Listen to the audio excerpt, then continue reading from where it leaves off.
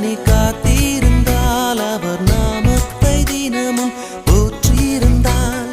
மணவாட்டி போல நீ காத்திருந்தால் அவர் நாமத்தை தினமும் போற்றி